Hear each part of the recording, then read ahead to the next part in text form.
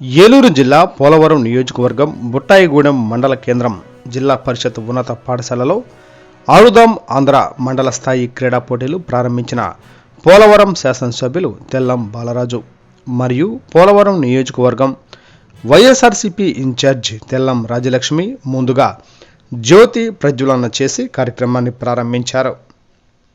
ఈ సందర్భంగా ఎమ్మెల్యే మాట్లాడుతూ దేశంలోనే ఎన్నడూ లేని విధంగా ఆడుదాం ఆంధ్ర కార్యక్రమం ముఖ్యమంత్రి వైఎస్ జగన్మోహన్ రెడ్డి నిర్వహించారని, విద్యార్థులు విద్యా రంగంలోనే కాకుండా క్రీడా రంగంలో కూడా రాణించాలని, ఉన్నతమైన స్థాయికి వెళ్లాలని ఎమ్మెల్యే కోరారు.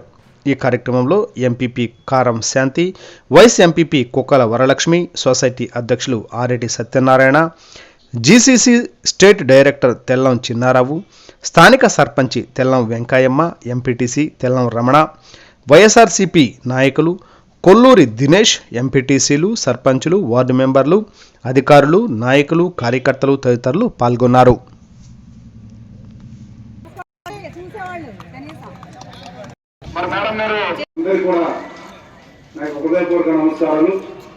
దేశ చరిత్రలో ఎక్కడ కూడా జరగని విధంగా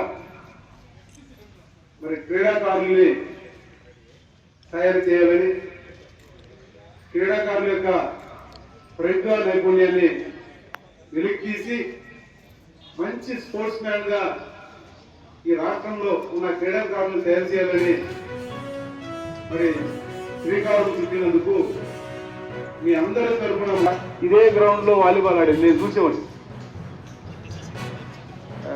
చాలా కట్టలు పట్టేది.